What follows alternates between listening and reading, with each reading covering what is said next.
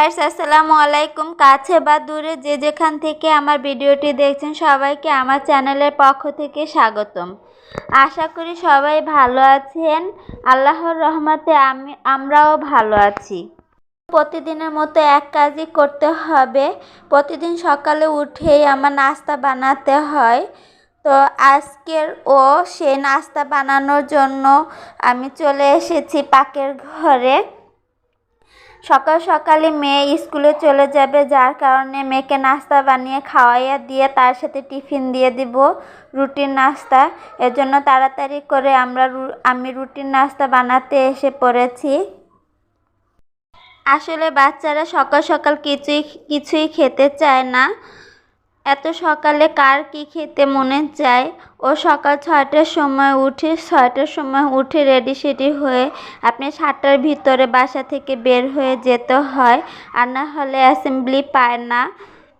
আসলে সব কাজই কিন্তু কষ্টের হয়। থেকে বেশি তুলনামূলক পড়ালেখাটা বেশি কষ্টের, কারণ পড়ালেখাটা অনেক মনোযোগ দিয়ে করতে হয়, মনে রাখতে হয়। আর যে নাকি পড়ালেখা মনোযোগ দিয়ে করতে পারে না, মনে রাখতে পারে না, সে কিন্তু ভালো স্টুডেন্ট হতে পারে না। আমার মেয়ে তো সে 7টার সময় বের হয়, আসে দুপুর 2টার সময়। এর জন্য একটু হালকা খাবার দিয়ে দিতে হয়, টিফিনের বিরতি দেয়। এই টিফিনের সময় অল্প একটু খেয়ে পানি খেলে তাহলে শরীরটা ভালো থাকে। এখন আমি রুটির জন্য বটবুটি বলে, কেউ লুব্বা বলে, আলু দিয়ে আমি ভেজে নিয়েছি। নাস্তা বানিয়ে আমরা খেয়ে নিয়েছি। এখন একটু আমার ছোট মেয়েকে আমি পড়াবো, ওকে সময় দিব। এটা হলো আমার মেন দরজাটা এখানে সিকিউরিটি লক। তারপরে আমার হাতের ডান পাশে হলো আমার ডাইনিং স্পেস। এই তো আমার ডাইনিং স্পেসে আমি এসে পড়েছি। এটা হলো ডাইনিং স্পেসের দরজা।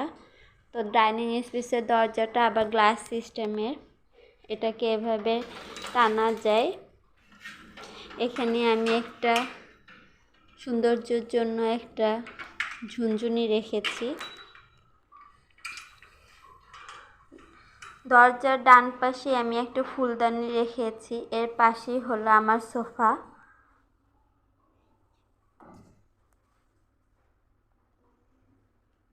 এরপরে আমি কর্নারে একটা আর্টিফিশিয়ালি ফুল রেখেছি। আমার ফুল রাখতে অনেক ভালো লাগে।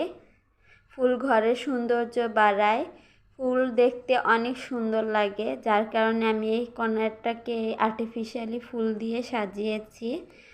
আর আমি এখানে সোফার সাথে ম্যাচিং করে জানালার পর্দাটা রেখেছি।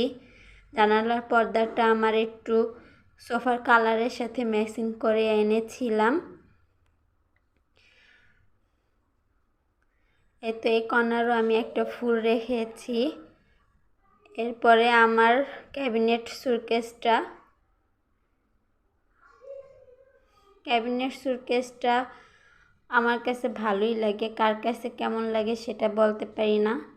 আর এখানে আমি একটা ছোট সুটকেস রেখেছি, এটার ভিতরে আমি আমার যত মেলামানের জিনিস আছে ওগুলোকে সাজিয়ে রেখেছি। তো আমার ডাইনিং টেবিলের এখানটা আমি একটা গাছ রেখেছি। গাছটা আমার আইপিএসের উপরে রেখেছি। আমি কোনো কর্নারই খালি রাখি নাই। আমার শখ এবং সাধ্য মতো আমি আমার রুমটাকে গুছিয়ে নিয়েছি। ডাইনিং স্পেসটা হয়তো বা একটু ছোট ছোট মনে হয়, কিন্তু আমাদের জন্য ঠিক হয়। আমার মতোই বলছি, আমার ভিডিওটা যদি ভালো লেগে থাকে তাহলে লাইক করে দিবেন এবং সাবস্ক্রাইব করে দিবেন। খোদা হাফেজ।